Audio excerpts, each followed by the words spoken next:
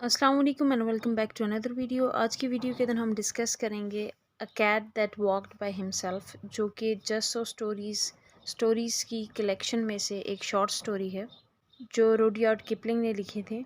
Rudyard Kipling एक British Indian play right, short story writer, novelist, poet थे जिनकी birth हुई थी 30 दिसंबर 1865 में और डेथ हुई थी 18 जनवरी 1936 में।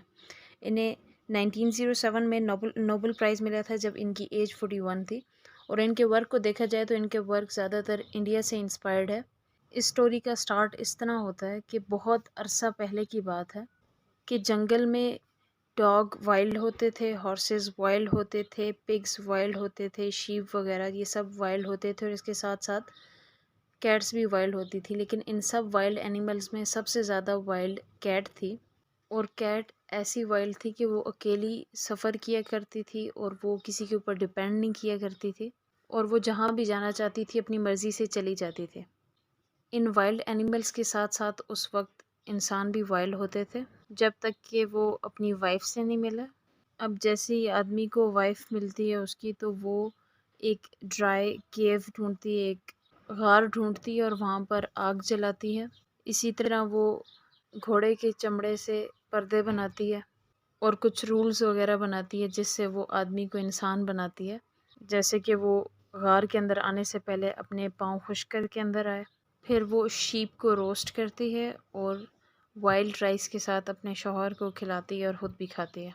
उसके बाद उसका शौहर सो जाता है और वो औरत सोती नहीं है और वो मटन के शोल्डर को देखती है जिस एनिमल का उसने बनाया होता है गोश्त, उसके शोल्डर बोन को देखती है और उसे देखकर उसके ज़हन में मैजिक आता है और वो उस बोन से म्यूज़िक प्ले करती है। और वो जो सिंगिंग की आवाज़ होती है जब वो वुड्स में जाती है तो सारे जानवर हैरान हो जाते हैं कि ये आवाज़ कहाँ से आ रही है। तो जितने भी जानवर होते हैं उनमें से डॉग स्टेप आगे लेता है और कहता है कि मैं जाके देखता हूँ कि ये क्या कर रही है और ये रोशनी किस किस्म की आ रही है, ये किस किस्म की आवाज़ आ रही है। अब डॉग जाने से पहले कैट को कहता है कि क्या तुम मेरे साथ जाओगी और जाके मेरे साथ देखोगी, जिस पर कैट कहती है नहीं, मैं वो हूँ जिसने खुद चलना सीखा है और मैं बिल्कुल भी ऐसा नहीं करूँगी और मैं अपनी मर्ज़ी की मालिक हूँ, मैं हर जगह अपनी मर्ज़ी से जाती हूँ, इस वजह से मैं नहीं जाऊँगी। तो डॉग कहता है कि अगर तुम मेरे साथ नहीं जाओगी तुम्हारी और मेरी दोस्ती टूट जाएगी और वो वहाँ से चला जाता है। जब वो केव में जाता है, केव में एंटर होते साथ कहता है कि मेरे दुश्मन की बीवी तुम क्या कर रही हो, जिस पर वो जो उन्होंने खाना खाया होता है उसकी हड्डियाँ उसकी तरफ फेंकती हैं। वो हड्डियाँ खाता है और बोलता है कि मुझे और भी दो। इतने में कैट भी डॉग का पीछा करते करते आती है और छुप कर ये सब कुछ देख रही होती है। जो औरत होती है वो उसे कहती है कि हाँ, मैं तुम्हें रोज़ इसी तरह फ़ीड करूँगी और इससे ज़्यादा फ़ीड करूँगी अगर तुम रोज़ मेरे शौहर के साथ शिकार के लिए जाओगे और इसके साथ साथ तुम ये करोगे कि हमारे घर की रखवाली करोगे। जिस पर वो डॉग मान जाता है और वो कहता है मैं ये सब कुछ करूँगा अगर तुम मुझे अच्छे तरीके से खिलाओगी पिलाओगे। जिस पर वो औरत मान जाती है और वो कहती है कि अब से तुम हमारे पहले दोस्त हो, फर्स्ट फ्रेंड हो। ये सब कुछ कैट सुनती है और देखती है और वो कहती है कि ये बहुत ज़्यादा चालाक औरत है, लेकिन ये जो डॉग था ये बहुत ही ज़्यादा बेवकूफ़ था और वो वहाँ से चली जाती है वापस वुड्स में। अब नेक्स्ट नाइट औरत फिर कुछ बनाने लग जाती है और वो फिर एक और म्यूज़िक की धुन बनाती है जिसको सुनकर जानवर दोबारा हैरान हो जाते हैं क्योंकि वो पहली म्यूज़िक से बिल्कुल अलग होती है। अब जितने भी वाइल्ड एनिमल होते हैं उनमें से हॉर्स जो है स्टेप अप करता है और वो कहता है कि मैं जाके देखता हूँ कि डॉग को क्या हुआ है कि वो अभी तक वापस नहीं आया। जब वो केव में जाता है वो कहता है कि मेरे दुश्मन की बीवी डॉग कहाँ है, जिस पर वो हंस कर कहती है कि तुम डॉग का पूछने के लिए नहीं आए। और कैट इसी तरह हॉर्स का भी पीछा करती है और जाके वहाँ पर छुप के उनकी बातें सुन रही होती है। औरत हॉर्स को कहती है कि तुम डॉग के लिए नहीं आए, तुम तो यहाँ पर ग्रास के लिए आए हो, घास के लिए आए हुए हो। और उसे वो बहुत अच्छा सा घास देती है जिस पर वो उसे खाता है और वो और मांगता है। जिस पर वो औरत उसे एक रस्सी देती है, पहनाती है और बोलती है अगर तुम इसे पहनोगे और हमारा साथ दोगे, मेरे सर्वेंट बन जाओगे, हमारी मदद करोगे, हमारी सवारी दोगे, तो तुम्हें रोज़ मैं इतना ही अच्छा घास दिया करूँगी। जिस पर हॉर्स राज़ी हो जाता है और ये सारी बातें सुनकर कैट बोलती है कि ये औरत वाकई में बहुत ज़्यादा तेज़ है और ये हॉर्स बहुत ही ज़्यादा बेवकूफ़ है और वो वहाँ से चली जाती है ये कहते हुए कि मैं तो ऐसी कैट हूँ जो कि किसी की भी नहीं सुनती और अपनी मर्ज़ी से कुछ भी करती है और कहीं भी जाती है। अब अगले दिन क्या होता है कि वो वाइल्ड काऊ आती है केव में और आके कहती है कि मेरे दुश्मन की बीवी डॉग और हॉर्स कहाँ है? जिस पर वो औरत कहती है कि तुम हॉर्स के लिए और डॉग के लिए नहीं आए बल्कि तुम इस अच्छे घास के लिए आई हो। और वो उसे घास खिलाती है, जिस पर वो काऊ को कहती है कि अगर तुम मेरे पास रहोगी और मुझे फ़ायदा दोगी तो तुम्हें रोज़ इसी तरह अच्छा घास भी दिया जाएगा और तुम्हारा ख्याल भी रखा जाएगा। जिस पर काऊ मान जाती है और कैट ये सब कुछ सुनकर वापस वाइल्ड वुड्स में चली जाती है।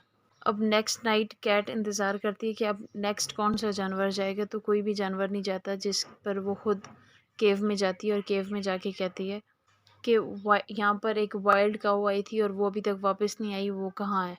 जिस पर वो औरत हंस के कहती है कि तुम वाइल्ड काऊ के लिए नहीं आए बल्कि तुम वाइट मिल्क के लिए आई हो, लेकिन हमें तुम्हारी ज़रूरत नहीं है क्योंकि अभी हमें ना कोई मज़ीद दोस्त चाहिए और ना ही हमें सर्वेंट्स चाहिए। जिस पर कैट कहती है ना ही मैं तुम्हारी सर्वेंट हूँ और ना मैं फ्रेंड हूँ तुम्हारी। और अपने बारे में बताती है कि मैं तो ऐसी कैट हूँ जिसने खुद चलना सीखा है और इसके साथ साथ मैं जहाँ भी चाहूँ अपनी मर्ज़ी से चली जाती हूँ, मैं किसी की भी नहीं सुनती। जिस पर कैट कहती है कि क्या मैं तुम्हारी केव के अंदर आ ही नहीं सकती? तो वो औरत कहती है कि अगर तुम्हें इतना ज़्यादा ख़्याल था तो तुम तब क्यों नहीं आई जब डॉग आ रहा था, हमारा फर्स्ट फ्रेंड? तो कैट को बहुत ज़्यादा गुस्सा आता है और वो कहता है कि मेरी सारी बातें आके डॉग ने यहाँ पर बताई हुई हैं क्या? जिस पर वो औरत कहती है तुम तो ऐसी कैट हो जो अपनी मर्ज़ी से चलती है, तो फिर यहाँ से जाओ, यहाँ पर क्या कर रही हो? जिस पर कैट प्रिटेंड करती है कि वो सॉरी फ़ील कर रही है और वो कहती है इस तरह की, क्या मैं दोबारा कभी भी केव में नहीं आऊँगी? कभी भी मैं क्या आग के पास नहीं बैठूँगी? और क्या मैं कभी भी गर्म दूध नहीं पी सकूँगी? तुम कभी भी किसी कैट से इतनी ज़्यादा क्रूअल, इतनी ज़ालिम नहीं हो सकती किसी के साथ। और कहती है कि तुम बहुत ज़्यादा समझदार हो, बहुत ज़्यादा खूबसूरत हो। जिस पर वो औरत कहती है कि मुझे ये तो पता है कि मैं समझदार हूँ, लेकिन मुझसे आज से पहले कभी भी किसी ने खूबसूरत नहीं कहा। जिस पर वो कहती है कि चलो मैं तुम्हारे साथ एक सौदा करती हूँ कि अगर कभी भी मैंने तुम्हारी एक दफ़ा तारीफ़ की, तो तुम्हें इजाज़त होगी तुम मेरी केव में आके बैठ सकती हो। और अगर मैंने 2 दफ़ा इजाज़त दी, मतलब तारीफ़ की, प्रेज़ किया तुम्हें, तो तुम केव के अंदर आग के पास आके बैठ सकती हो। जिस पर कैट पूछती है और अगर 3 दफ़ा प्रेज़ किया, तो वो बोलती है मैं ऐसा कभी भी नहीं करूँगी, लेकिन अगर 3 दफ़ा कर लिया तो मैं तुम्हें वार्म मिल्क दूँगी पीने के लिए, जितना तुम चाहो उतना। जिसके बाद कैट ये सुनकर वापस दुम हिलाती हुई वाइल्ड वुड्स में चली जाती है। वहाँ पर एक बैट होता है जो कुछ दिनों बाद कैट के पास आता है और उसे बताता है कि केव के अंदर एक छोटा-सा पिंक सा खूबसूरत सा बेबी है। जिस पर कैट पूछती है कि उस बेबी को क्या पसंद है, तो वो बताता है कि उसे सॉफ्ट, वार्म और टिकली थिंग्स पसंद है, मतलब गुदगुदाहट वाली। जिस पर कैट कहती है हाँ, अब मेरे जाने का वक़्त आ गया, अब मैं जाती हूँ।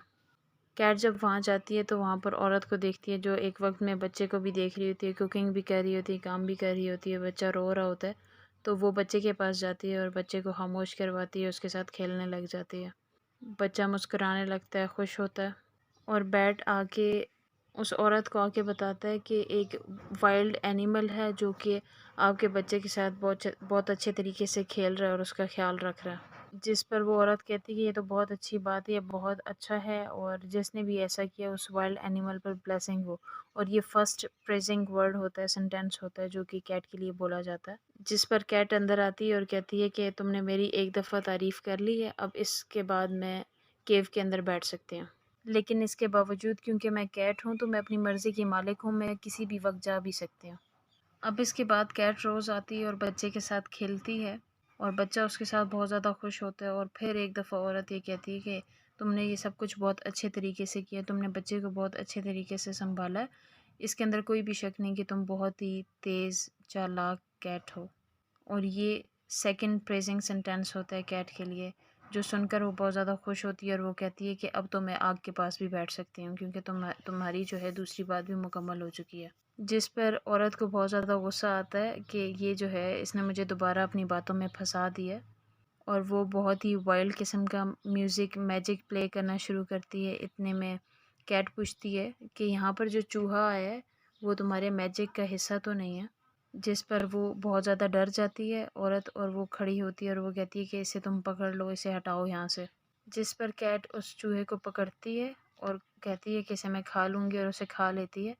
जिस पर वो औरत बहुत ज़्यादा खुश होती है और उसे बोलती है तुम्हारा 100 मरतबा शुक्रिया, जो कि थर्ड ऐसा प्रेजिंग सेंटेंस होता है कैट के लिए। इसके बाद कैट को वार्म मिल्क दिया जाता है जिसे वो पीती है।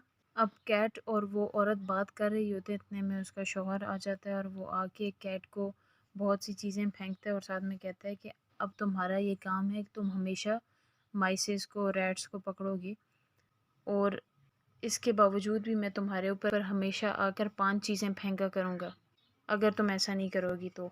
जिस पर कैट कहती कि मैं तुम्हारी सर्वेंट नहीं हूँ, लेकिन हाँ फिर भी मैं तुम्हारे लिए रैट्स पकड़ लिया करूँगी। जिस पर आदमी कहता है लेकिन इसके बावजूद कि तुम रैट्स पकड़ोगी तुम पर फिर भी मैं 3 चीज़ें फेंका करूँगा। और इनके भी आपस में एक बार्गेन हो जाती है कि वो रैट्स वगैरह को हमेशा पकड़ेगी। इसके बाद भी कैट कहती है कि मैं अपनी मर्ज़ी की मालिक हूँ, मैं रैट्स तो पकड़ूंगी लेकिन मेरी जहाँ मर्ज़ी, जहाँ जाने का दिल करेगा मैं वहाँ जाऊँगी, क्योंकि मैं एक ऐसी कैट हूँ जिसने खुद चलना सीखा है। अब जैसे ही वो केव से बाहर जा रही होती है तो डॉग आता है और वो कहता है कि अगर तुम बेबी के साथ काइंड ना हुई तो मैं तुम्हें हमेशा पकड़ूंगा और मैं तुम्हें तब तक पकड़ता रहूँगा जब तक मैं तुम्हें फाइनली पकड़ ना लूँ, और जब मैं तुम्हें पकड़ूंगा तो मैं तुम्हें काटूंगा। जिसके बाद कैट कहती है कि नहीं, मैं बच्चे के साथ काइंड रहूँगी, और इनके दरमियान भी एक बार्गेन हो जाती है। लेकिन इसके बावजूद भी डॉग कहता है कि चूँकि तुमने मेरी बात नहीं मानी थी फर्स्ट टाइम, इसलिए अब जब भी मैं तुम्हें देखूंगा मैं तुम्हारा पीछा करूंगा, तुम्हें चेज़ करता रहूँगा। कैट ये बात भी मान लेती है लेकिन वो केव से बाहर जाते हुए कहती है कि मैं फिर भी कैट हूँ और मैं ऐसी कैट हूँ जिसका जो दिल करेगा वो वही करेगी। और इसी तरह अब कैट को जो है बहुत सी बार्गेन्स, बहुत सी सौदों का हिस्सा बनना पड़ा, और उसे अब रैट्स भी कैच करने हैं। इसके अलावा उसने अपने जो मास्टर है उसका टॉर्चर भी बर्दाश्त करना है। इसके अलावा बच्चे के साथ कैंडी पेश भी आना है, और साथ साथ डॉग का जो चेज़ करना है उसे भी बर्दाश्त करना है। लेकिन इस सब के बावजूद भी वो यही कहती है कि मैं कैट हूँ और मैं वही करती हूँ जो मैं चाहती हूँ। उम्मीद है आपको इस स्टोरी की समझ आई होगी। अगर इससे रिलेटेड कोई क्वेश्चन है आप कमेंट सेक्शन में पूछ सकते हैं। Thank you so much for watching.